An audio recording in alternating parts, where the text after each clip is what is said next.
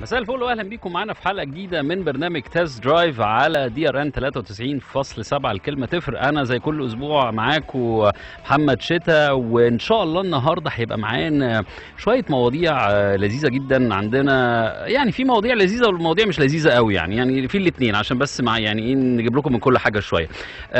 هنجيب لكم مواضيع اخر اخبار السوق السيارات في مصر، هنحكي لكم على اخر الموديلات اللي نزلت الكام يوم اللي فاتوا دول هنا في السوق المصري، ومن المنتظر ان هي هتعمل شويه رواج في السوق طبعا، بسبب ان معظم العربيات اللي نزلت دي كانت اس يو فيز، واحنا عارفين طبعا ان الطلب مش بس في مصر ولكن على مستوى العالم ارتفع جدا في الفتره اللي فاتت دي على العربيات الاس يو فيز او الكومباكت اس يو فيز بمعنى اصح. هنتكلم على الميتسوبيشي الاكليبس كروس اللي نزلت الاسبوع ده، هنتكلم كمان على الرينو داستر الشكل الجديد اللي نزلت برضو الاسبوع ده، وهنجيب سيره، هنتكلم برضو شويه على العربيات الكهرباء، وهنتكلم كمان على بعض المشاكل وبعض الاستفسارات اللي انتوا بعتوها لنا سواء على صفحة الفيسبوك دي ار ان 93.7 او كمان اللي انتوا بعتوها لنا على الاس ام اس 9370. كمان هنكلمكم شوية على حاجات ليها علاقة بالموتور سبورت، هنتكلم كمان على بعض مشاكل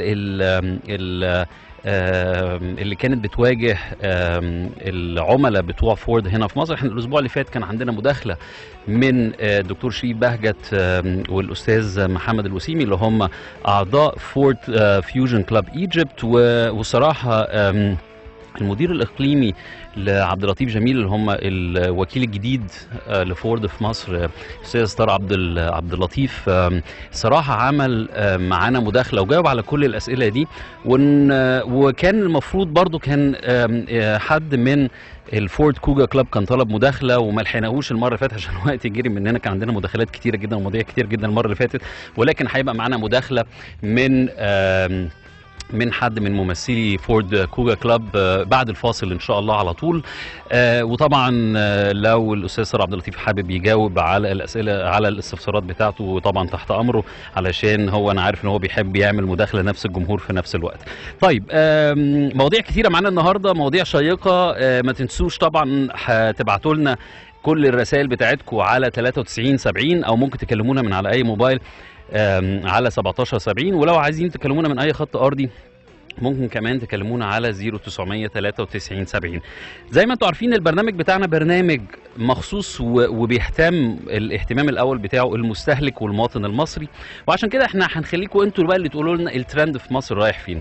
احنا عايزين نعرف مش بقى من الشركات او ممثلي الشركات مين اللي بيقدم احسن خدمه، لا احنا هنسال المستهلكين بتوعنا والمستمعين بتوعنا مين اللي بيقدم احسن خدمه. هنسالكم وهنخليكم تبعتوا لنا في رايكم ايه احسن شركه تامين على سبيل المثال، دي من الاسئله المهمه جدا اللي بتطرح لاي حد لما يحب يشتري عربيه جديده. عايزين كمان نعرف منكم ايه احسن شركه زيوت انتم مرتاحين ليها، يعني بعد ما اشتريتوا زيت العربيه او غيرتوا زيت العربيه حاسين امتى، حاسين مع انهي زيت العربيه ارتاحت اكتر حاجه ممكنه.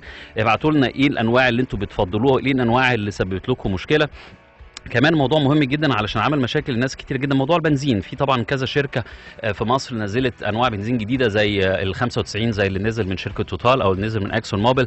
عايزين نعرف حد فيكم جرب البنزين الجديد ده، ولو حد حصل له مشكله مع بنزين قبل كده او بوظ له الموتور قولوا لنا برده ايه الحاجات ايه النوع اللي بوظوكوا العربيه دي علشان ننصح الناس ان هي ما تجيبوش. طبعا نفس الشيء هنتكلم فيه على احسن الاطارات، مين اشترى اطار انهي نوع ارتاح معاه، ومين اللي جاب نوع معين وما ارتاحش معاه خالص وكان مزعج بالنسبه له وكان ما كانش مديله ثبات مثلا او عامل له صوت عالي. وكمان السؤال الاخير برضو اللي احنا هنساله النهارده وعلى مدار الحلقات اللي جايه، ايه احسن عربيه صيني؟ انا طبعا انتوا عارفين انا مش فان كبير ومش من المعجبين بالعربيات الصيني، ولكن عايزين نعرف منكم اللي اشتروا عربيات صيني انهي واحد انهي موديل انبسطت معاه وانهي موديل ما تنصحش الناس تشتريه. كلمونا على 0993 70 او على 1770 من اي موبايل وابعتوا لنا ارائكم وارائكم واستفساراتكم طبعا على 93 70، وما تنسوش طبعا تعملوا فولو للانستجرام بتاع دي ار ان 93.7، وكمان طبعا ابعتوا لنا استفساراتكم، وما تنسوش تعملوا لايك للفيسبوك جروب بتاع دي ار ان 93.7. انتوا بتسمعوا برنامج تيست درايف، انا معاكم محمد شتا. فاصل صغير نرجع لكم على طول تاني ونبتدي الحلقه بتاعتنا. رجعنا لكم تاني بعد فاصل صغير. انتوا لسه بتسمعوا برنامج تيست درايف، انا معاكم محمد شتا، وزي ما قلت لكم النهارده عندنا مداخلات كتيره وعندنا مواضيع كتيره. اول مداخله معانا كانت المفروض تبقى معانا الاسبوع اللي فات، بس ما لحقناش الاسبوع اللي فات، بس عشان كده هيعمل معانا مداخله النهارده كابتن طيار عصام. الو. الو، اهلا كابتن عصام، ازي حضرتك؟ اهلا بحضرتك يا استاذ محمد، فرصه سعيده. اهلا بيك، احنا الاسعد. كابتن عصام، حضرتك ممثل او يعني بتتكلم بالنيابه عن فورد كوجا كلاب، واحنا زي ما اللي متابعينا كانوا عارفين ان احنا الاسبوع اللي فات كنا بنتكلم على المواضيع اللي بتهم الفورد فيوجن كلاب واعضاء الفورد فيوجن كلاب هنا في مصر. ايه المواضيع اللي انتوا مهتمين بيها في الفورد كوجا كلاب، وايه الحاجات اللي مزعلاكوا، وايه الحاجات اللي انتوا عايزينها تتحسن في الفتره اللي جايه؟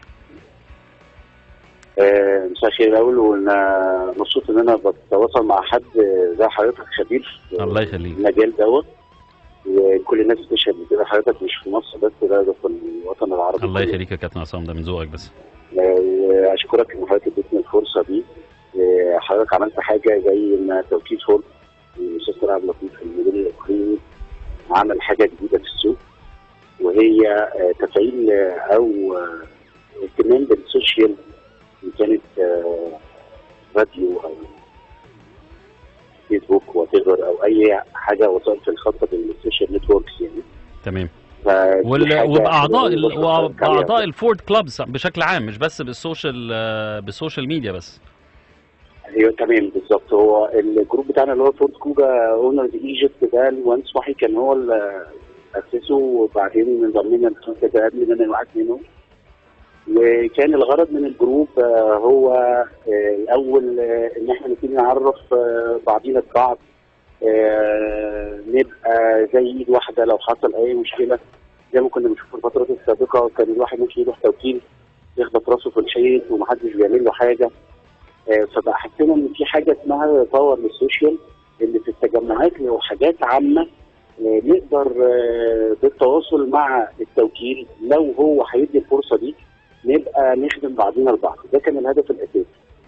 اول موضوع بصراحه ان فورد ومؤسسه الاستاذ عبد اللطيف ان هو بقى اول حد يعمل الاجتماعات مع ممثلين البراندات اللي عنده على حسب هي ايه، ونجتمع معاه وياخد راينا في حاجات كتيره، باننا زي كواليتي كنترول بطريقه غير مباشره على كل الحاجات، من اول الكول سنتر للمبيعات للصيانه للافتر سيل.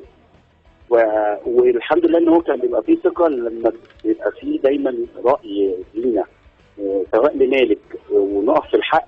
فده اللي ادانا اللي خلانا كمان ان احنا نبقى عندنا مصداقيه مع التوكيل ويصدقنا في اي حاجه باثباتات بكل حاجه. فالموضوع ده قوي قوي وبقت حاجه كويسه بصراحه، وده كان اول توكيل يعمل الكلام دوت.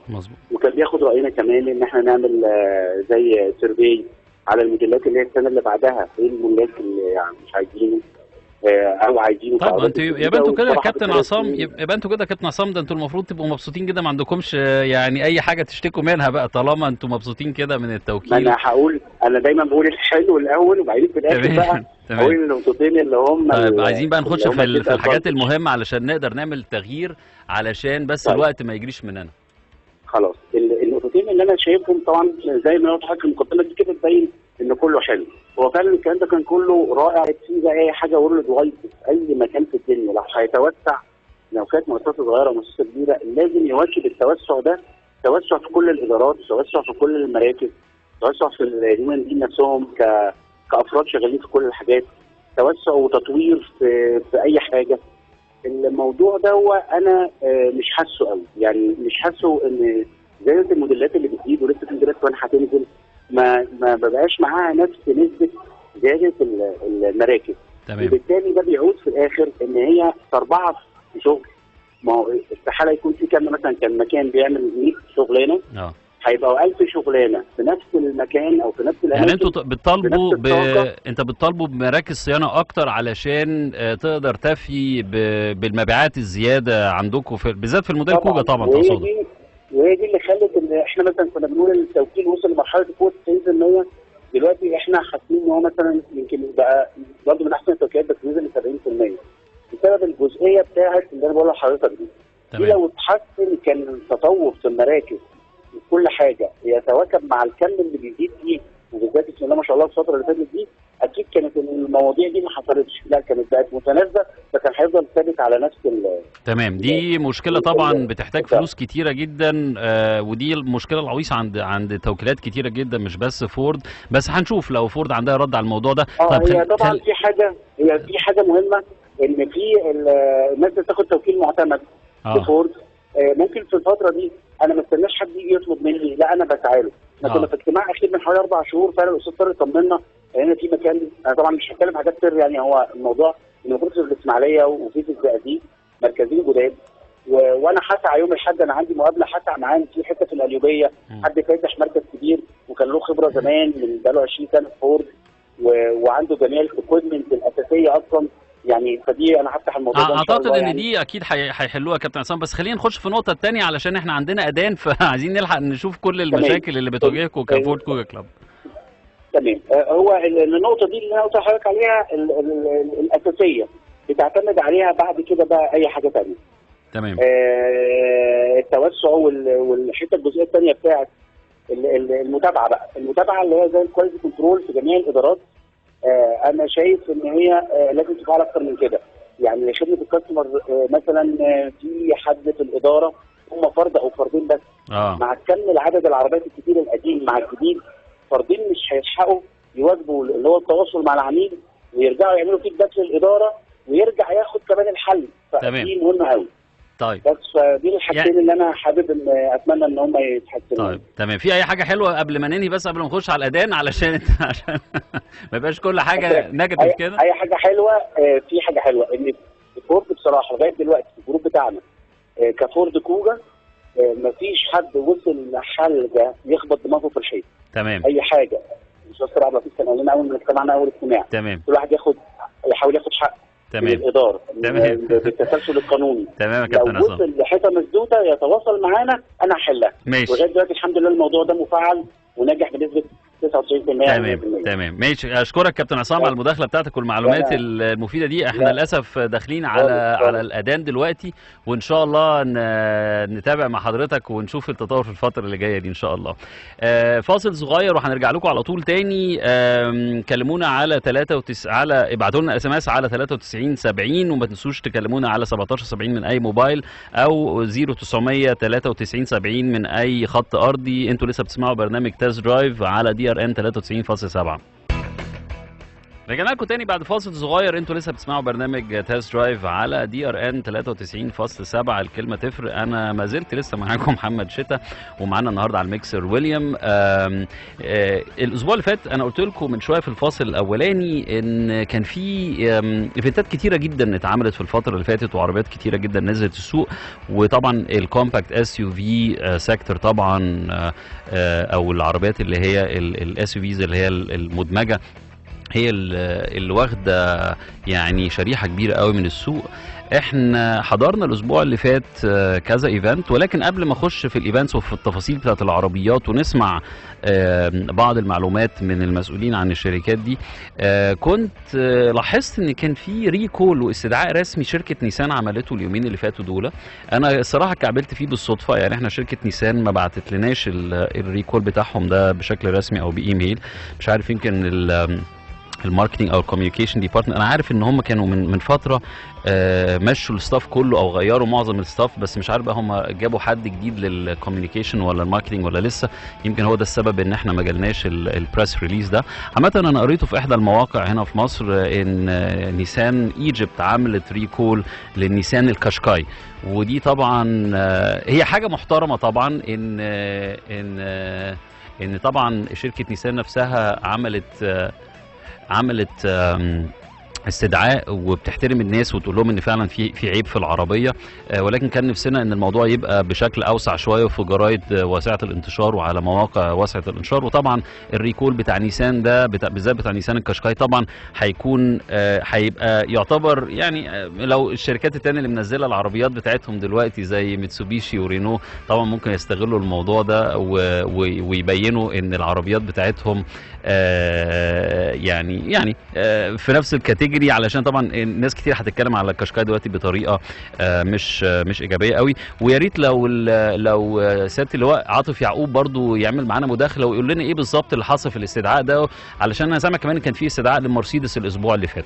المهم قبل ما نتكلم في موضوع الاستدعاءات دي بالتفاصيل، احنا كنا من شويه بنسمع المداخله بتاعه كابتن طيار عصام، ودلوقتي معانا الاستاذ طارق عبد اللطيف المدير الاقليمي لشركه عبد اللطيف جميل، علشان كان عنده تعقيب على اللي الكابتن عصام من فورد كوجا كلاب كان بيقوله. اهلا بيك يا استاذ طارق. مساء الخير يا استاذ محمد، ازي حضرتك؟ اهلا بيك، منورنا في كل حلقه يعني. ده احنا هنسمي البرنامج احنا فقره اسبوعيه كده. ده احنا هنعمل فقره اسبوعيه سبت الفورد ايجيبت يعني او نسميه برنامج تيست درايف فورد يعني.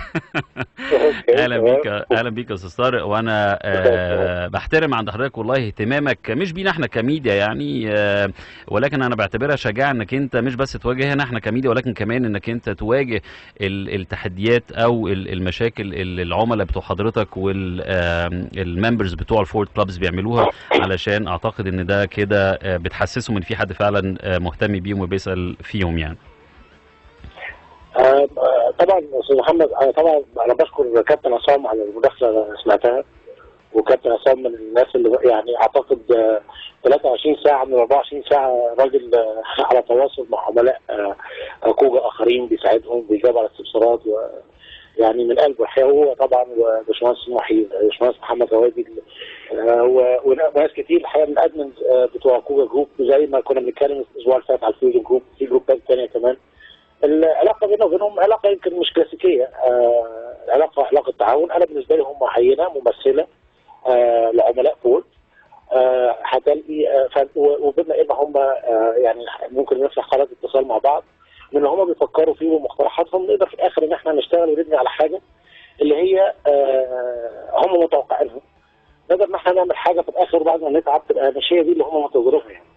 والحقيقه طورنا حاجات كتير ولسه هنطور حاجات كتيره بناء على المقترحات بتاعتهم. طبعا ارجع اقول برضو احنا الفتره اللي احنا نزلنا بيها فورد مش من زمان كتير، احنا 3 سنين ونص، لكن اللي عملناه كتير واللي عملناه كتير كان بناء على برضه التعاون مع الجروبين. هو انا اعتقد طبعا ان حضراتكم عملتوا اكيد طفره في الكام سنه اللي فاتوا دول، انا بقول كده على يعني عن تجربه كمان وعن تجربه شخصيه. بس انا عايز حضرتك عشان بس الوقت ما يجريش مننا، وحضرتك طبعا اتكلمت في الحلقه اللي فاتت باستفاضه عن كل، وطبعا المستمعين الاعزاء اللي عايزين يسمعوا المداخله بتاع حضرتك يخشوا على اليوتيوب شانل بتاع دي ار ان 93.7 هيلاقوا طبعا الحلقه اللي فاتت وكل حضرتك قلته. بس انا عايز حضرتك تجاوبنا بالتحديد على اللي كابتن عصام صدقي كان بيشتكي منه وهي تعتبر مشكله رفاهيه يعني، انك انت بتبيع كتير فما عندكش يعني كاباسيتي كتير. لا طالما هو ذكرها يبقى اكيد هو ليه وجهه نظر في الموضوع. يعني الكابتن عصام ذكر نقطتين. اول نقطه كانت موضوع التوسع في خدمات ما بعد البيع على الاقل او بزياده غرفيا. تمام. وانا زي ما ذكرت الاسبوع اللي فات، انا بالكباسيتي بتاعتي الموجوده حاليا مغطي القاهره والجيزه والاسكندريه اللي هي المناطق الاستراتيجيه بتاعتي. ما عنديش اي باك لوج او ان الناس بتحجز مش لاقي اماكن او كده. لكن قلنا توسع الفترات الجايه هيكون مراكز فرع في المناطق دي، زائد مراكز جديده توسع في مناطق او محافظات اخرى. تمام.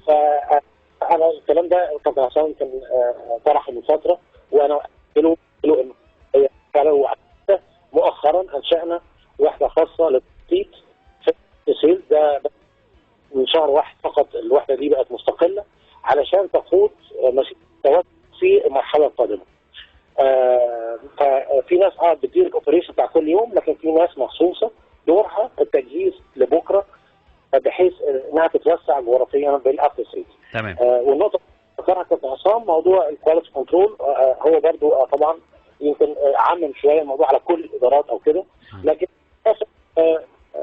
اوكي احنا بدانا في بعض الارياز عملنا الموضوع ده، لكن يعني يمكن نظريه شويه يمكن هتكلم معاه برضه قريب عشان اشرح وجهه نظري اكتر، وهو يشرح لي وجهه نظره بالتحديد عشان نعرف النقط اللي محتاجين نشتغل عليها. تمام. لكن طبعا برحب باي انتقاد من العملاء وما عنديش اي مشكله فيه خالص، وهو ميديا طبعا استاذ محمد. تمام. ويعني انا مش عايز ابقى ضيف تقيل يعني. لا خالص خالص، ده انت نورتنا يا استاذ طارق، وزي ما قلت لحضرتك بشكر حضرتك على شجاعتك اللي يعني مش موجوده قوي في السوق بتاعنا، وان ما بنلاقيش اي حد من رؤساء الشركات او يعني اللي هم يعتبروا السي اوز بتاعت الشركات هم بيخشوا يعملوا مداخلات مع الشركات، ودي حاجه الصراحه يعني تحتسب لحضرتك. وبشكرك مش بس على اهتمامك بالميديا ولكن كمان اهتمامك بالعملاء بتوعكم نفسهم، واعتقد ان ده اكبر دليل على الشغل البروفيشنال. بس اتمنى بس ان حته التاز درايفز، بما ان برنامجنا كمان اسمه تاز درايف، اتمنى بس موضوع التاز درايف كارز دي عندكم بس تتحسن في الفتره اللي جايه دي، حاجه بقى تبع الميديا يعني، وان شاء الله انا متفائل ان ده ان شاء الله هيحصل في الفتره الجايه. شكرا استاذ طارق عبد اللطيف، المدير الاقليمي لشركه عبد اللطيف جميل في القاهره، وكيل فورد هنا في مصر.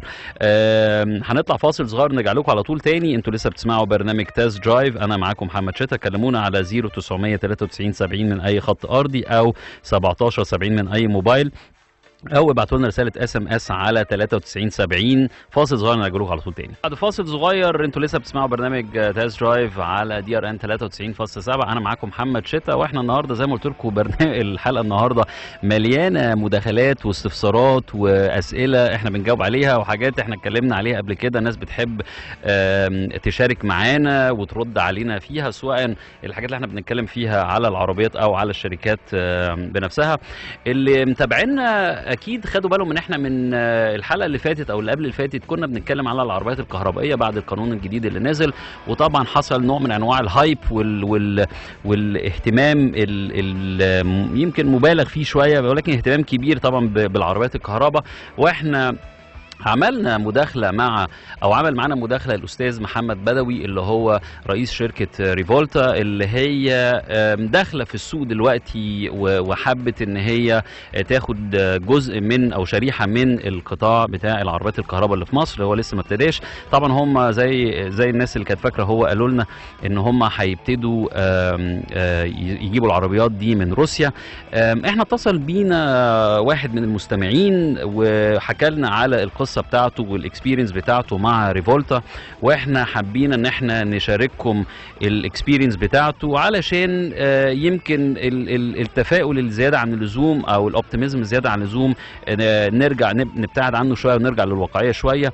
معانا الاستاذ محمود. اهلا بيك يا استاذ محمود.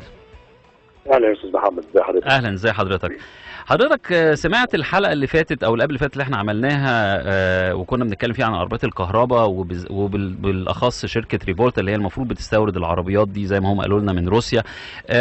حضرتك كان ليك تعليق على الانترفيو ده، او كمان كنت عايز تحكي لنا او تشارك مع المستمعين بتوعنا الاكسبيرينس بتاعتك والخبره بتاعتك مع هذه الشركه؟ تمام. انا فعلا سمعت الحلقه والمداخله اللي حصلت الاسبوع اللي فات، وكنت حابب برضه اشارك حضراتكم بالاكسبيرينس بتاعتي. مليون في المية موضوع العربيات الكهرباء موضوع شاغل الدنيا كلها، والناس كلها بتتكلم في القصه دي وشايفين ان ده الفيوتشر، وانا برضه من الناس اللي فكرت بالمنظر دوت من فتره، انما بمنتهى الصراحه ما حبيتش اخد التجربه الكامله في كهرباء، فقلت اجرب عربيه هايبريد بحيث انها تبقى كهرباء وبنزين لحد ما تثبت التجربه دي نجاحها. هايبريد بس عشان الناس اللي مش عارفين من المستمعين اللي مش متابعين قوي، هايبريد يعني عربيه هجينه فيها موتور بنزين عادي ومعاها موتور كهرباء بيديها اداء اعلى. اتفضل يا استاذ محمد. ده بالظبط اللي انا فكرت فيه وعملته.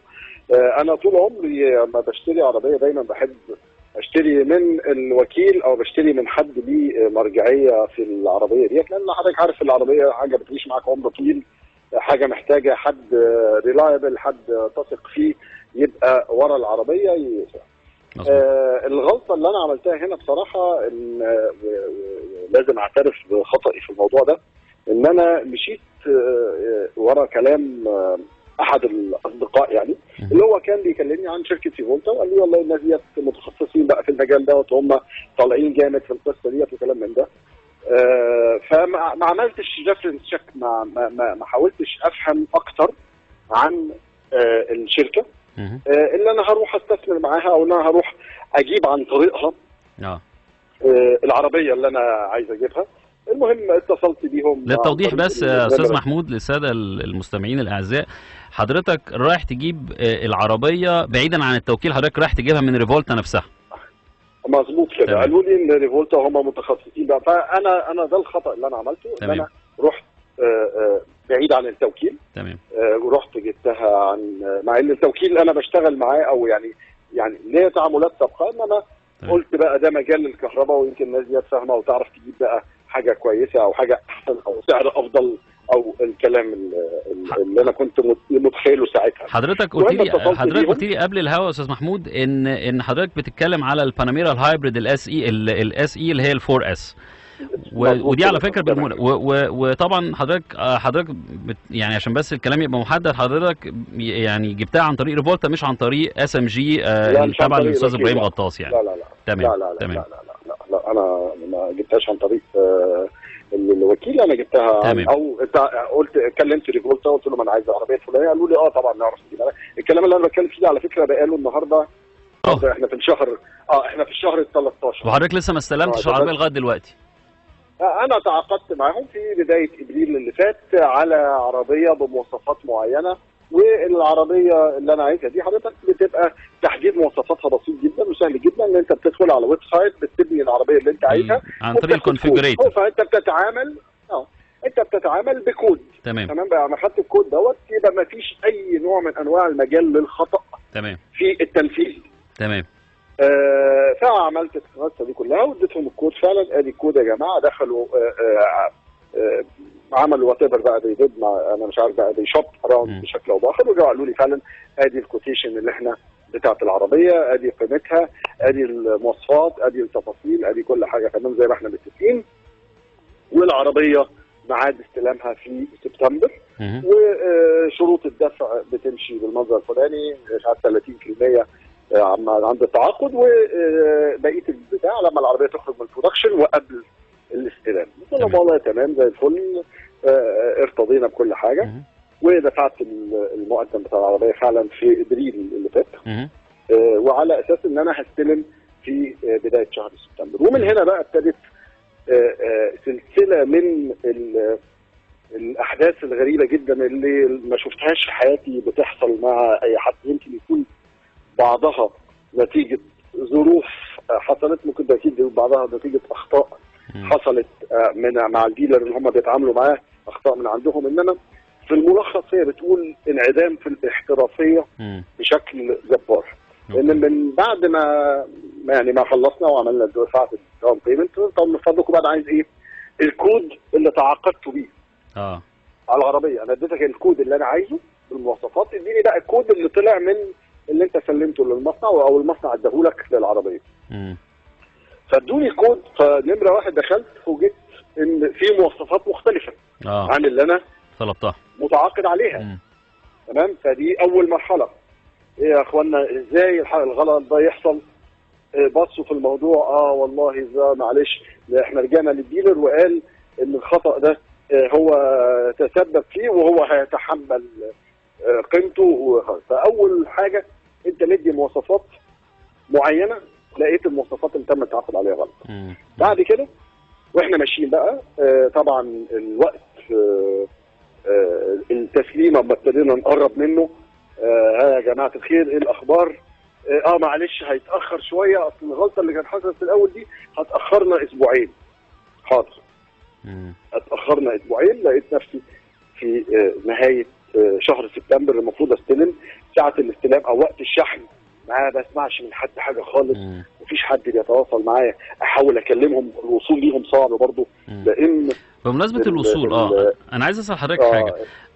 انا حضرتك طبعا احنا قبل ما نتكلم على اي مشكله على الهوا طبعا بنتاكد من الاوراق والحاجات كلها اللي حضرتك بعتها لنا. انا ما لقيتش اي ارقام تليفونات او اي عنوان لروسيا، زي ما هو كان الاستاذ محمد بدوي قال لنا في الحلقه لما كان عمل معانا مداخله ان الشركه بتاعتهم بيست في روسيا. انا لقيت فقط رقم في اوكرانيا ورقم تاني في ليتوانيا. ليتوانيا دي انا هتكلم عليها بعدين، يعني اصل في حاجه ليها علاقه بليتوانيا دي، يعني حاجه مهمه هتكلم عليها كمان شويه. بس قول لي حضرتك، هو حضرتك كنت بتتواصل معاهم ازاي؟ لا بص يا فندم، انا اولا متعاقد معاهم على اساس ان هم شركه في مصر، بيزد في مصر. الفلوس اللي انا حولتها بتاعت العربيه بالكامل لحسابهم في مصر، انا فوجئت بعد كده ان الاستاذ محمد مش موجود في مصر. مش موجود في مصر. مش موجود في مصر، هو على طول مسافر، على طول مش موجود. الوصول ليه في نوع من انواع الصعوبه الشديده جدا. رقم التليفون اللي انا واخده عشان اتواصل معاه، هو في رقم تليفون في مصر ورقم تليفون بره مصر. تليفون بره مصر ده بيشتغل فايبر بس، ما بيشتغلش على يعني لو حضرتك حاولت تطلب رقم التليفون اللي موجود عندك حتى في الدوكيمنت اللي انا بعتها لحضرتك، لا ده رقم بيديك رساله كده بقى بالروسي غريبه جدا بتقول ان هو مش موجود بشكل او باخر. تمام. وحاولت على مدار السنه او ال 15 شهر ال 13 شهر اللي احنا بنتكلم فيهم دول ان انا احصل على رقم تليفون نتواصل فيه بشكل طبيعي، للاسف ما تمكنتش يعني. فالمهم بقول لحضرتك انا دفعت كملت، اما قالوا لي بقى ان خلاص احنا قربنا والعربيه اتخرجت البرودكشن، دفعت بقيه الفلوس. فانا دافع كامل قيمه العربيه، كامل قيمه العربيه من شهر 9 اللي فات. شهر 9 اللي فات.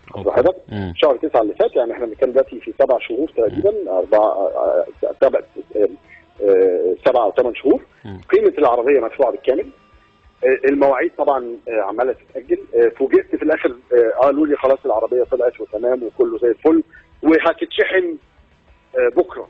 ميعاد الشحن بتاع العربيه هتركب المركب بكره. ده اللي هو يوم ايه بقى المفروض؟ بكره ده كان المفروض يبقى يوم ايه؟ الكلام ده كان في اوائل شهر 10، اوائل اكتوبر. يمكن المركبه لسه ما جاتش يا استاذ محمود من شهر 10 لغايه دلوقتي لسه يمكن مركبه في البحر. لا يا فندم، لا لا لا لا لا يا ريت. انا عارف لو مركبه تاهت هندور عليها. المهم قلت لهم ايه، طب يا جماعه. طيب استاذ محمود انا هضطر اقطع حضرتك بس عشان عندنا موجز بعد الفاصل، وبعد الموجز هنرجع لحضرتك تاني. حضرتك خليك معانا ما تروحش اي حته، واحنا هنرجع لحضرتك على طول تاني نكمل المناقشه الشيقه دي الصراحه والموضوع المثير ده. انتوا لسه بتسمعوا برنامج تيست درايف على دي ار ان 93.7. انا معاكم محمد شتا، بنسمع المشاكل بتاعت احد عملاء شركه ريفولت لعربيه الكهرباء هنا في مصر. تابعونا ما تروحوش اي حته. فاصل صغير نرجع لكم على طول تاني. رجعنا لكم تاني بعد فاصل صغير في برنامج تيست درايف على دي ار ان 93.7. انتوا لسه منورنا في البرنامج النهارده. انا معاكم محمد شتا، واللي ما سمعناش في الفقرات اللي فاتت احنا كنا بنتكلم على مداخلات. كان معانا بعض الشكاوي من شركه ريفولتا، وكان معانا مداخله من الفورد كوجا كلاب، ولسه عندنا شويه مداخلات تانية كتيره جايه. قبل ما نكمل مع الاستاذ محمود اللي كان بيشتكي من شركه ريفولتا، حابب بس اقول للمتابعين عايزكم تبصوا على الفيسبوك جروب وعلى الانستجرام بيج بتاعت دي ار ان 93.7. في هناك صوره انا خدتها من كام يوم كده وانا ماشي على الدائري، عربيه نص نقل محمله كاوتش بريدجستون. للاسف طريقه التحميل غلط جدا، والكاوتش ده كان كاوتش جديد لسه بالستيكر بتاعه. واتمنى ان حد من المسؤولين في شركه بريدجستون يبص بصه كده على الصوره دي علشان يشوف العملاء هيشتروا كاوتش متبهدل ازاي، رابطين الحبال على الكاوتش لدرجه ان في كاوتشايه انا اعتقد ان المفروض الكاوتشايه دي تترمي. يعني اللي هياخد الكاوتشه دي هيبقى حظه سيء جدا، يا اما هتفرقع معاه، يا اما هتبقى اصلا الخطوط الحديديه اللي جواها تكون اتقطعت من الرابطه بتاعه الحبل عليها. ده غير طبعا ان هم طبعا كانوا الارتفاع الرهيب للكاوتش على العربيه، وده طبعا بيرفع السنتر اوف جرافيتي او بيسموها مركز الثقل بتاع العربيه، وبالتالي طبعا العربيه بتبقى مش ستيبل على الطريق، مش ثابته على الطريق. وطبعا عربيه النص نقل كلها اللي في مصر، ما فيش ولا عربيه نص نقل بتتباع في مصر فيها ESP اللي هو الالكترونيك ستابيليتي بروجرام. يعني في اول ملف لو حصل اي حاجه او حب يتفادى اي حاجه معديه الشارع فجاه، العربيه دي هتتقلب مش بس هتعور الناس اللي سايقين، ولكن كمان الناس التانية اللي ما لهمش اي ذنب. انا صراحه في الحاجات دي لما اشوف اي واحد سواق مهمل بهذه الطريقه صراحه ما يهمنيش سلامته، ولكن اللي يهمني سلامه الناس التانية اللي ما لهمش اي ذنب في الموضوع. نرجع تاني للمشكله اللي احنا كنا بنتكلم فيها، مشكله ريفولتا. معانا الاستاذ محمود. اهلا بيك يا استاذ محمود. يا استاذ محمد اتفضل. معلش احنا قطعناك علشان كان عندنا الموجز. اتفضل حضرتك. المهم انا بقول لحضرتك خلاص العربيه جاهزه للتسليم وجاهزه للشحن بكره، وده كان خبر سعيد طبعا. تمام. بس بيني وبينك كان نتيجه شويه الممارسات اللي حصلت قبل كده كان ابتدى الفريق يلعب في عيب. طيب بس عشان بس المستمعين اللي ما سمعوش قبل كده، حضرتك طلبت من شركه ريفولتا بتاعه الاستاذ محمد بدر اللي عمل معانا مداخله من اسبوعين، حضرتك طلبت من عندهم عربيه باناميرا هايبريد اس اي 4 اس مش عن طريق توكيل اس ام جي، وهم المفروض قالوا لك ان العربيه هتركب، حضرتك دفعت الداون بيمنت وحضرتك دفعت السعر كامل، وقالوا لك شهر اكتوبر اللي فات العربيه هتركب الباخره بكره. بالظبط كده. تمام. فحسيت ان برضه ايه مش مرتاح، قلت له طب عايز صوره للعربيه قبل ما تحطوها بقى في الكونتينر وانت بتشحن. تمام، فكره جميله جدا كده يصور لي العربيه شويه صور كده اتاكد بس ان كله تمام وتبعتوها لي. المهم ايه شويه كده، ويعني مش عارف يوم ولا بتاع، يلا يومها بالليل بعتوا لي صور. طبعا مش عايز احكي لك، انا يمكن ما بعتلكش الصور دي، عايز ابعتها لك تشوفها. يا ريت. عارف موبايل، فاكر الموبايل نوكيا البنانه بتاع زمان اللي فاكره. حد مصور بيه. ما هم في روسيا يعني بقى حضرتك، ما هم بيصوروا من روسيا، فهتلاقي الموبايلات هناك لسه مش احدث حاجه. لا او اكشلي مش في روسيا بقى، ده في اوكرانيا يعني. حاجه مش طبيعيه. لا وهو على فكره العربيه المفروض انها كانت جايه من ديلر في النرويج. من ديلر في النرويج. يعني المعلومه اللي عندي ان الديلر بتاع النرويج هم جابوا العربيه من عندهم. المعلومه دي هم اللي اداهولك هم اللي قالوا لك عليها يعني. ان هم تعاقدوا مع الديلر بتاع النرويج. خدت راحتك. فالمهم صوره بقى العربيه في الشارع كده، يعني انت لما بتشتري عربيه زي دي تمام تسليمها بيبقى ليه يعني بعض الطقوس يعني. طبعا عربيه واقفه في شارع غريب كده تمام، ومتصوره صور ضايعه. المهم انا بصيت في الصور لون العربيه متغير. العربيه من جوه متغيره عن اللي انا طالبه. تمام. رجع لهم تاني، استنوا هتشحنوا ايه؟ دي مش عربيتي. العربيه اللي انا طالبها لونها كذا ومن جوه لونها كذا، دي حاجه ثانيه. ازاي ومش ازاي؟ قلت لهم بصوا وارجعوا للقصه. طبعا احنا الوقت ابتدى يجري بينا يا استاذ محمود، احنا عايزين بقى نلخص بسرعه كده سريعا في خلال دقيقه. العربيه طلعت مواصفاتها مختلفه، وحاولوا يقنعوني ان انا اخد خصم ويبعتوا لي العربيه وخلاص. قلت لهم انا اسف. حاولوا يجيبوا لي عربيات ثانيه. تمام. وقعدنا برضه فتره نجيب عربيات ثانيه، جبنا العربيات الثانيه واخترت عربيه ثانيه مواصفات مختلفه انا عايزها، بس عايز اخلص بقى. خدت راحتك. اتفقنا على ميعاد الشحن واتفقنا على كل حاجه. تمام. وفي الاخر العربيه اتشحنت تمام زي الفل. العربيه نزلت اليونان ترانزيت. معلش اصل احنا متاخرين شويه بقى، اصل الورق بتاع العربيه غلط. لا ده كده بيهزروا بقى. ده الكلام ده بقى في الاخر بقى قلت لهم يعني كده طبعا يعني انا هفترض تمام حسن النيه في كل اللي حصل. انما ده بيقول ان انعدام في الاحترافيه وانعدام في المسؤوليه وانعدام في خدمه العملاء. طبعا ناهيك عن ان الوصول لاي حد في منتهى الصعوبه. محدش بيرد على تليفونات، محدش بيرد على مسجات علشان تقدر توصل هتاخد كميه وعود. تمام. انا ما خدتش من هذه الشركه اي مخلوق اتعاملت معاه، وانا مسؤول عن كل كلمه بقولها لحضرتك. وعندي ما يثبت كده بكل الطرق اللي حضرتك عايزها. تمام. ما خدتش كلمه واحده على مدار 13 شهر تم احترامها او تم الالتزام بيها. طيب اخر سؤالين بقى، اخر سؤالين. اتفضل. اخر سؤالين يا استاذ محمود عشان للاسف الوقت بيجري مننا. حضرتك اول حاجه اتخذت اي اجراء قانوني ضد شركه ريفولتا او لا؟ انا ابتديت انا اديتهم مرحله فرصه معينه ان هم يرجعوا الفلوس. تمام. صبرت عليهم في المرحله دي شهرين. اخر حاجه قلت لهم انا هبتدي اخد اجراءاتي القانونيه طبعا لحفظ حقي.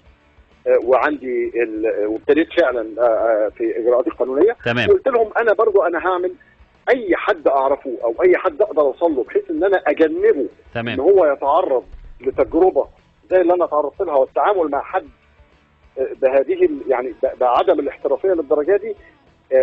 ده حق عليا كان انا لازم اعمله علشان ما حدش يقع او يغلط في الغلطه اللي انا يعني. وده كان السؤال الثاني بتاعي، هل حضرتك تنصح اي حد ان هو يشتري عربيه من شركه ريفولتا بعد كده، او سواء كهرباء او غير كهرباء او هايبريد او اي حاجه؟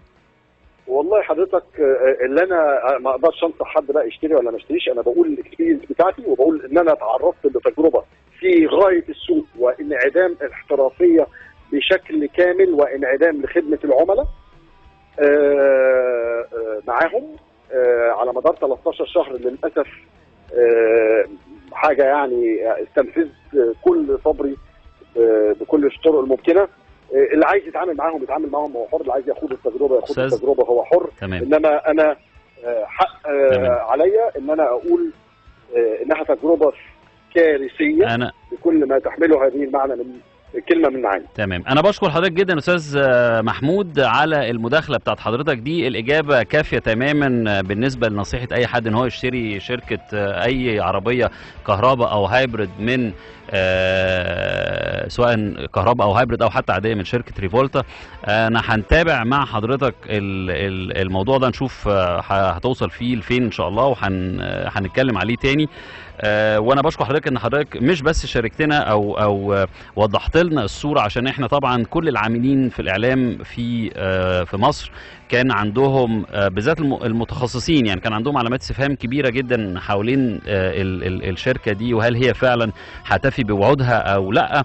في نقطه مهمه جدا عايز احكيها للناس ولحضرتك برضو، انا ما اتكلمتش مع حضرتك في النقطه دي على الهوا. اللي لفت نظري الارقام التليفونات بتاعه الشركه دي اللي كانت موجوده في الايميلات اللي حضرتك بعت لي صوره منها.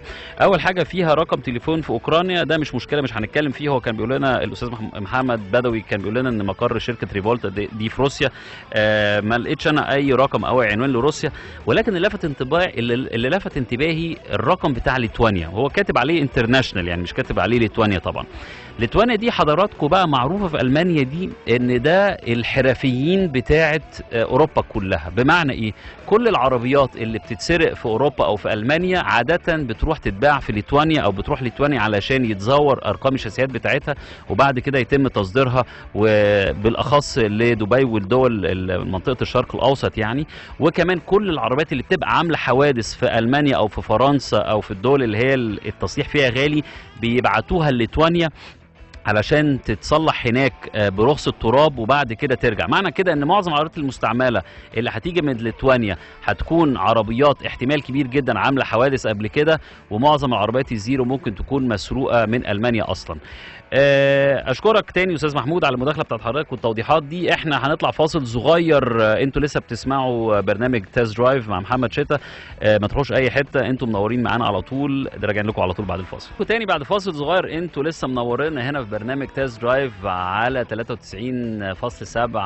انا معاكم لسه محمد شتا، وجالنا فيدباك وجالنا اتصال او توضيح من احدى الشخصيات المهمه في شركه نيسان ايجيبت، وقال لنا ان الاستدعاء اللي احنا اتكلمنا عليه ده مش مظبوط قوي. هو قال ان الاستدعاء ده فعلا معمول بره مصر، في فعلا استدعاء للنيسان قشقاي، ولكن ان النيسان قشقاي هنا في مصر مش ضمن الاستدعاء ده. فده حبينا بس نوضح النقطة دي. أنا شخصيا قريت الموضوع ده على ويب سايت اسمها المال، يعني على ويب سايت بتاعت المال، هم اللي كانوا كاتبين الموضوع ده، ولكن وكانوا كاتبين إن هو له علاقة بمصر. فيمكن بقى وكانوا بيتكلموا كمان إن اللواء عاطف يعقوب رئيس جهاز حماية المستهلك هو كان في مشاورات ما بينهم هما الاثنين. فمش عارف بقى إيه أنهي جزء في المعادلة دي اللي مش مظبوط. المعلومة اللي احنا خدناها من هذا الموقع او من الخبر يمكن لو اللواء عاطف يعقوب بيعمل معانا مداخله بعد كده يشرح لنا الموضوع ده، وكمان تبقى فرصه كويسه نساله على بعض المشاكل التانية اللي موجوده في السوق دي، تبقى حاجه جميله جدا. احنا كنا في اول الحلقه كنا بنتكلم على العربيات الجديده اللي نزلت السوق اللي نزلت السوق المصري في الكام يوم اللي فاتوا دول، ومن ضمنهم الرينو داستر الشكل جديد خالص. وانا شخصيا شايف ان هي عربيه ممكن يبقى لها مستقبل كويس جدا، وتاخد شير كويس، وتاخد شريحة كويسة ونسبة كويسة في المبيعات هنا في مصر. خلونا نسأل بقى الأستاذ رامي جاد مدير القطاع التسويق والمبيعات هنا في مصر في رينو ايجيبت EIM، نسأله على العربية دي شوية. أهلا بيك أستاذ رامي. أهلا بيك أستاذ محمد، إزيك؟ منورنا في البرنامج دايما. ربنا يخليك. المرة دي بقى مش هنتكلم حاجة على الموتور سبورت، هنتكلم على الداستر بس. باك تويت بقى نتكلم على الموتور سبورتس ان شاء الله. تمام. اول حاجه نتكلم على الداستر، بس انا عايز اقول لك على حاجه. ان انت ليك 2 فانز، ولد وبنت توينز، عمرهم 11 سنه. بيسمعوك دلوقتي وبيسمعوك كل اسبوع they are really your fans. الله يخليك. هاشم وفضيله خالد سباعي. الله يخليك الله يخليك. اتمنى. بس بقول لك وهم سامعينك دلوقتي يوم الخميس بياخدوا رف من المذاكره عشان يقعدوا يسمعوا. طب ده حاجه حلوه قوي، دول شكلهم هيبقوا يعني خبراء في مجال العربيات. وعامه مفاجاه في الاسبوع اللي جاي والاسبوع اللي بعدين ان شاء الله هيبقى في بعض الحاجات اللي ممكن يكسبوها معانا من ضمنها بلاي ستيشن، فخليهم بقى يتابعونا علشان يشاركوا معانا ويمكن يكسبوا البلاي ستيشن دي. انا حضرتك هشارك في المسابقه ان شاء الله. لا انت مش هتكسب. قول لي اول حاجه انا عايز ابارك لك على الايفنت الجميل اللي انتوا كنتوا عاملينه الاسبوع اللي فات. كان فعلا حاجه بجد مختلفه جدا عن الحاجات اللي احنا شفناها في مصر قبل كده. كان المزيكا كانت رائعه جدا. احنا مش برنامج لايف ستايل، المفروض ما نتكلمش على الحاجات دي، ولكن فعلا كل حاجه في الايفنت ده كانت حلوه. الايفنت اللي هو بمناسبه 40 سنه الاحتفاليه ب 40 سنه توكيل رينو في مصر مع شركه EIM. واللي عجبني بالاخص طبعا العربيه الاول تايمر اللي انتوا كنتوا حاطينها في الايفنت ده رقم واحد، ودي طبعا اكيد دي فكرتك انا عارف. والحاجه الثانيه البرزنتيشن بتاعت الداستر. احكي لنا شويه عن الايفنت وبالاخص عن الداستر. الايفنت ابتدى بويلكم سبيتش من الجنرال مانجر لرينو ايجيبت رافال فالنتينوفيتش، وقدم بعد كده المهندس خالد نصير رئيس مجلس اداره، والمهندس طاهر شاهين السي او بتاع الجروب، والاستاذ خالد يوسف رئيس قطاع السيارات. ومن الجانب الفرنسي كان عندنا وفد كبير 8 ضيوف على راسهم مستر فابريس كامبوليف رئيس مجلس اداره الشرق الاوسط وافريقيا والهند. ده جاي من فرنسا مخصوص؟ مروان حيدر. ده جاي من فرنسا مخصوص؟ جاي من فرنسا مخصوص. والعربيه دي اول عرض كان ليها زي ما قلنا في الايفنت في افريقيا والشرق الاوسط، جايه لنا احنا مخصوص. تمام. والعربيه وصلت قبل الايفنت باقل من 48 ساعه. والله طب كويس حلو. وكان السيد مروان حيدموس رئيس العضو المنتدب لافريقيا والشرق الاوسط موجود. تمام. والديبيوتي بتاعه مستر زافي بلو. تمام. الداستر ببساطه شديده جدا عربيه اللونش بتاعها زي ما حضرتك عارف كان في سنه 2010. تمام. اتباعت في 108 بلد في العالم. اتباع منها 2 مليون عربيه في العالم من 2010. 2 مليون. ليه الداستر؟ يعني ليه الداستر عملت النجاح ده؟ لثلاث اسباب. السبب الاولاني انها احسن عربيه متسعره في الفئه بتاعتها عالميا، زائد الشكل الخارجي للعربيه قوي جدا، اجريسيف جدا، ودلوقتي بقى كمان يعني شيك جدا زي ما حضرتك اول واحد شافها يعني. بس بمناسبه الشكل الخارجي الشكل من ورا يا استاذ رامي بيفكرني قوي بعربيه امريكاني كده. ايه رايك في الموضوع ده؟ والله بص السكوير رير لايت ده هيبقى ترند في الوقت الجاي، بس لو ركزنا شويه في تقسيمه الفوانيس هي قريبه جدا، بس تقسيمه الفوانيس مش عايز اقول اذكى، ولكن مور ادفانس مور ستايلش. مختلفه طبعا، مختلفه مع ظهر العربيه مختلف شويه. مظبوط. طيب انا عندي سؤال يا استاذ رامي علشان هو ده اكيد اللي هيهم الناس جدا. انا قريت السبيكس بتاعت العربيه، انت عارف ان انا راجل بحب الرود سيفتي جدا، او مش بحب، مهتم بيها جدا طبعا يعني. وبما ان انا عضو في لجنه السياحه والمرور اللي هي مهتمه اصلا بالرود سيفتي في نادي السيارات المصري، فموضوع الرود سيفتي ده عندي مهم جدا جدا جدا. العربيه بتاعتكم دي هتبتدي ب 320,000 جنيه زي ما انا فهمت في الايفنت. هل انتوا ناويين تنزلوا اوبشن هاي لاين يبقى فيها الاي اس بي الالكترونيك ستابيليتي بروجرام؟ ما هو الباكج بتاعت رينو الاي دي اس بلس الاي دي بي بلس البي اي اس زي ما حضرتك عارف، the moment you touch the brake it's the same function زي بالظبط الاي دي بي. لا بس انا في اوروبا مثلا ممكن اطلب الداستر، بس انا مثلا في اوروبا ممكن اطلب الرينو الداستر بالاي اس بي. ده مش بس بطلبه، ده هي لازم تنزل هناك بالاي اس بي اصلا يعني. بص هو اوبشن بس مربوط بحاجات يعني هو اوبشن فعلا موجود في العربيه مربوط بحاجات ثانيه مش هبقى محتاجها في مصر. طب ممكن اطلب اللي هي زي ايه مثلا حضرتك فاكرها ولا؟ يعني شويه اوبشنز سنسورز معينه وحاجات معينه مش هتبقى موجوده، وزي ما حضرتك عارف الاونلاين ترافيك كنترول والكلام ده مش موجود، مش هيبقى موجود. تمام. طيب طيب ماشي، بس انا معاك في الحته دي، بس افرض انا دلوقتي بس انا هقول لك على حاجه بقى. يعني من اول عربيه في الاثنين ايرباجز والاي بي اس اي بي دي اي اس باكج، الهيل ستارت اسيست من اول عربيه، واهم حاجه بقى الامان الاطفال، وده اللي كان اهم عندي من اي حاجه في الدنيا، الايزو 6 ماونتد. تمام. دي اللي ما حدش بيتكلم عليها في مصر خالص. لا ده مهم جدا، بس انا بقى من ناحيه الامان، انا الصراحه يعني انا العربيه عجباني جدا على فكره، وانت عارف ان انا قلت لك الكلام ده، والداستر القديمه كمان كان عجباني جدا، حتى المانيول بتاعتها. ولكن الحاجه الوحيده اللي ممكن تمنعني انا كمحمد ان انا اشتري العربيه دي موضوع الاي اس بي، واكيد في ناس تانية زيي بتفكر في نفس الاتجاه وتقول لك لا انا عايز الالكترونيك ستابيليتي بروجرام في العربيه. ليه انتوا ما بتفتحوش او تعملوا سبيشال اوردر، امكانيه سبيشال اوردر للعربيه دي بالاي اس بي؟ انا بتفاوض دايما على القصه ديت، ان احنا نحاول ان هي تبقى ستاند الون اوبشن، بس مع الاسف مربوط بحاجات. هزود ثمن العربيه. تمام، ده كلمه بمنتهى الامانه، هزود ثمن العربيه باوبشنز مالهاش لازمه عشان احط الاوبشن ده. بلس انت السرعات عندك على الطرق والكلام ده، الاي دي دي يو دونت نيد ات ذات ماتش، انت ما عندكش كورنرنج على 170 180. صح، مظبوط. الكلام ده مش موجود في مصر، unless بقى ان واحد بيجري.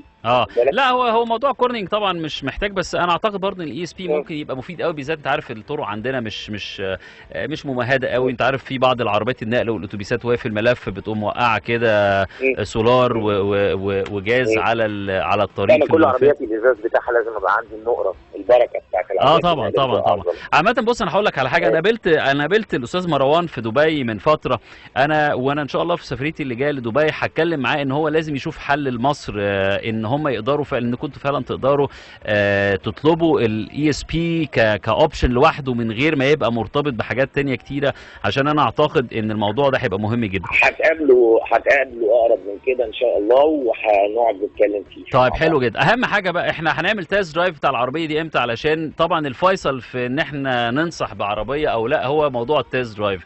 امتى هتبقى العربيه دي افيلبل لينا احنا كميديا كتيست درايف؟ اول دفعه هتدخل مصر للتست درايف وللعرض والكلام ده سبق البرنامج تست درايف، لان انت عارف ان انا من متابعيك ومعجبين برنامجك جدا. الله يخليك.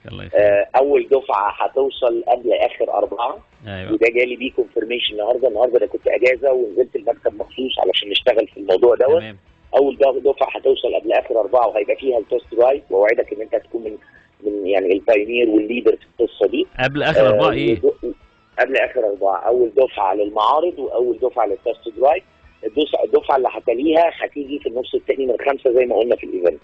طيب استاذ رامي، احنا هناخد فاصل صغير، خليك معانا ما تروحش اي حته، هنرجع لك على طول بعد الفاصل ده تاني. لسه منورين معانا كلكم هنا على دي ار ان، ولسه منور معانا الاستاذ رامي جاد. شتا دي ار ان تست درايف. اتفضل اسالني يا استاذ محمد.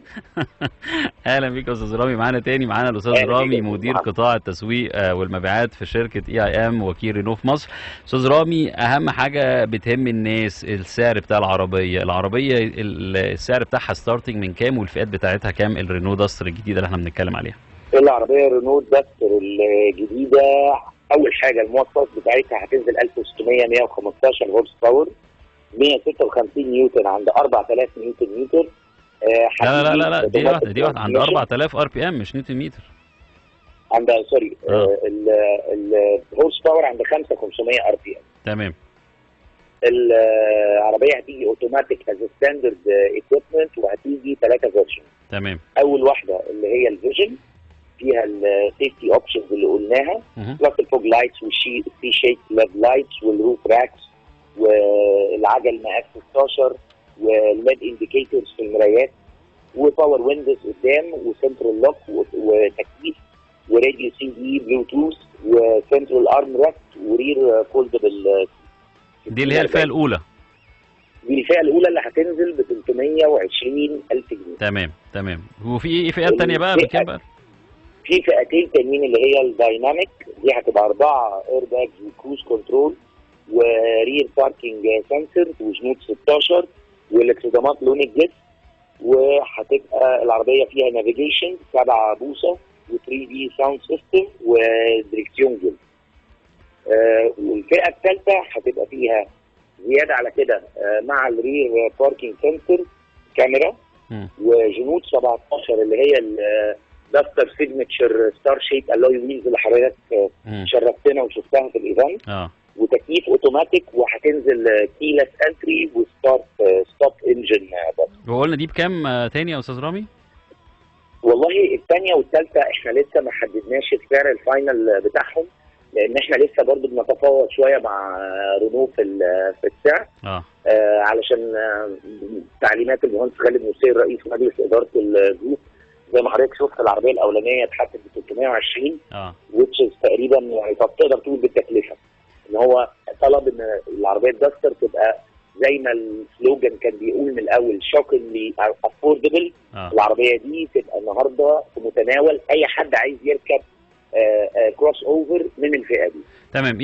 بس من المتوقع انها هتكون في حدود مثلا 390 او 400 الف، صح؟ في الحدود دي كده تقريبا. لا مش هنوصل 400 خالص. طيب ماشي، يعني قول مثلا 390 يعني مثلا. البرايس براكت لاعلى عربيه هتبقى يعني لغايه دلوقتي هي 360 300 حاجه و60، واحنا برضو بنحاول ان احنا برضه بامانه يعني ان احنا نضغطها شويه. طيب سؤال بقى هيحير ناس كتيره جدا، وانا طبعا انت بربرتني في اجابه على سؤال المفروض ما اجاوبش عليه. معلش ما هو كله يعني الاسئله بتجيب بعضها كده بسلاسه.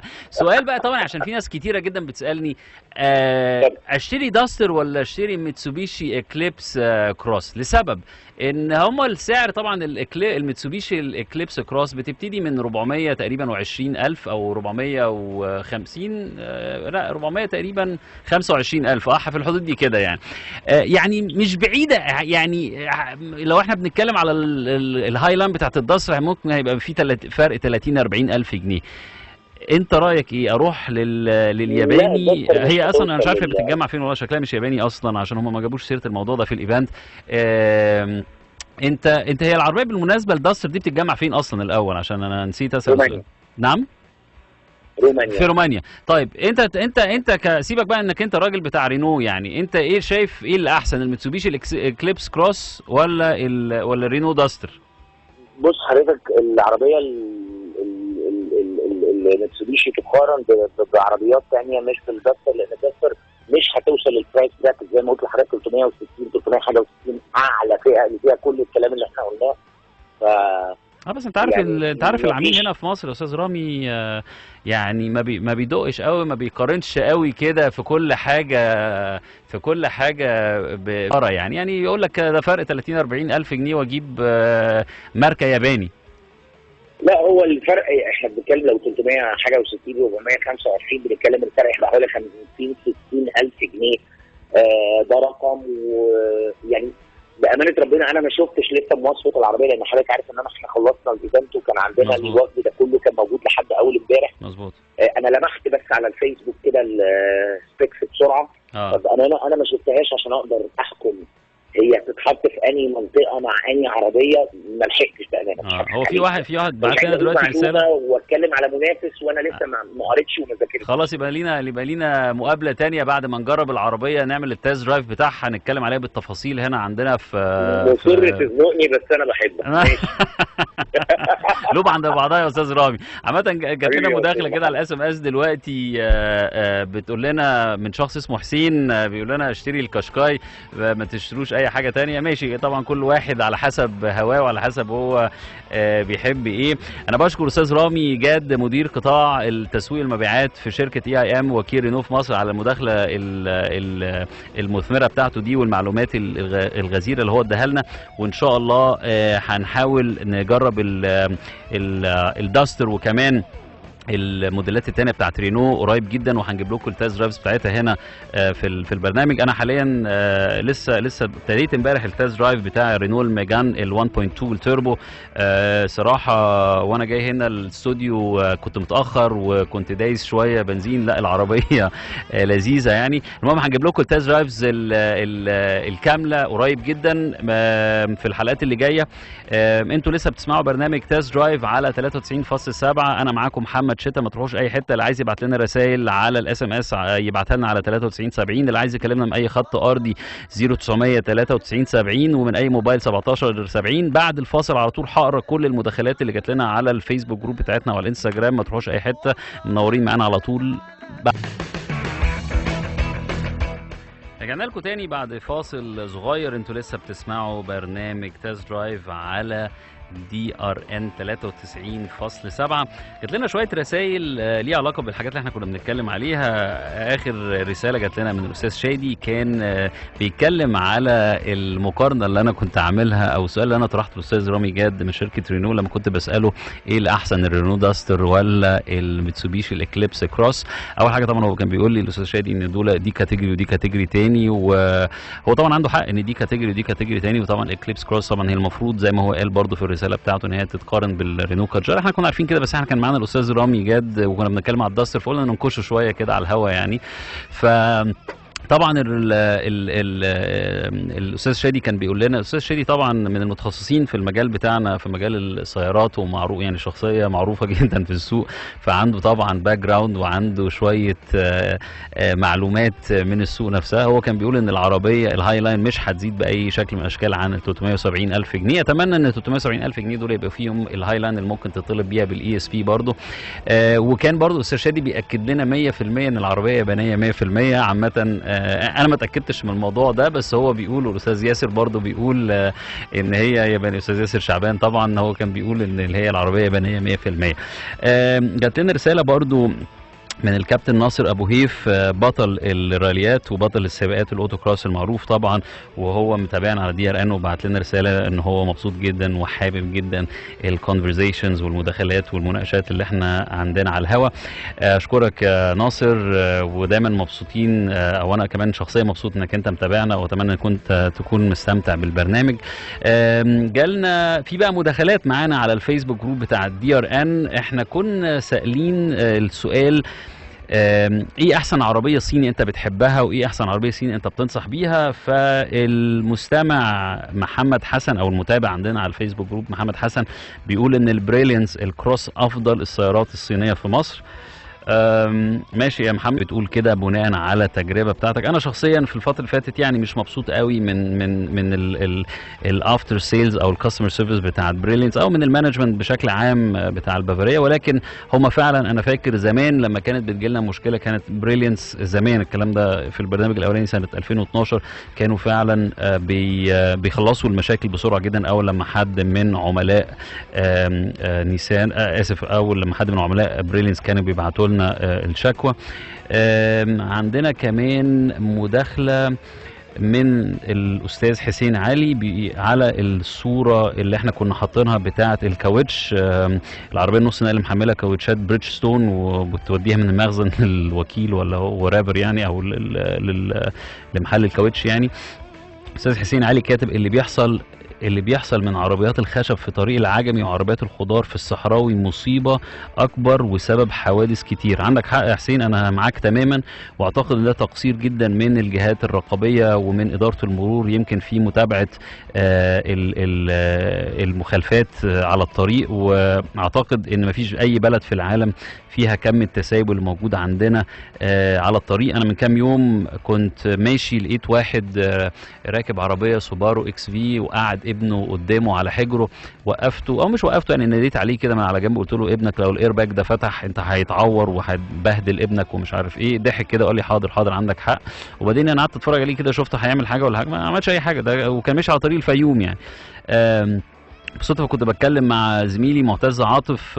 معتز عاطف طبعا بطل سباقات الاوتو كروس وكمان مذيع على اذاعه 90. كنا بنتكلم النهارده برضه، حكى لي نفس الموقف برضه، ان هو كان بيتكلم وقف حد وقال له برضه ما ينفعش تحط بنتك على حجرك وهي ماشيه على شيء وانت ماشي سايق، عشان الاير باج لو لا قدر الله حصل حاجه ممكن يفتح. المشكله بقى ان عنده الراجل بقى كان بيقاوح، كان يقول له لا ما انا مش لابس الحزام، يعني انا ان هو مش لابس حزام فمعنى كده الاير باج مش هيفتح. طبعا كلام مش مظبوط، ممكن الاير باج برضو يفتح والحزام مش مقفول مش مربوط يعني. في مشاركه تانية برضو على الصوره بتاعتنا اللي على الفيسبوك جروب بتاع DRN، ايه احسن عربيه صيني اشتريتها لو جربتها في مصر. بصراحه تحيه للشباب بتوع السوشيال ميديا، عاملين صور هايله على الفيسبوك جروب بتاعتنا وسريعه جدا يعني. هم انا بتكلم عن حاجه هم بيعملوها على طول، حاجه بجد شابو يعني. المتابعه او المستمعه منال ابو شادي كاتبه بتقول اسبرانزا تيجو هي في رايها احسن عربيه صيني. ماشي، دي وجهات نظر طبعا انا يعني يمكن اختلف معاهم شويه، بس هي طبعا لسبب ان انا احنا بتجيلنا مشاكل كتيره جدا مكتوبه عنها عربيات، فانا عندي تقريبا فكره ايه العربيات اللي بتحصل منها مشاكل كتيره وايه العربيات ما بتحصلش منها مشاكل. خلينا نروح بسرعه على الاس ام اس نشوف ايه الاس ام اس اللي جات لنا. في رقم موبايل اخره 3003 من احمد محمد بيسالنا ايه اخبار الجيب رينيجيد. بص يا احمد، انا بامانه انا جربت العربيه، انا مش حاببها. العربيه بتبقى قاعد فيها تحس انك انت راكب كده في عربيه نقل من جوه. التابلو قدامك واسع بعيد قوي.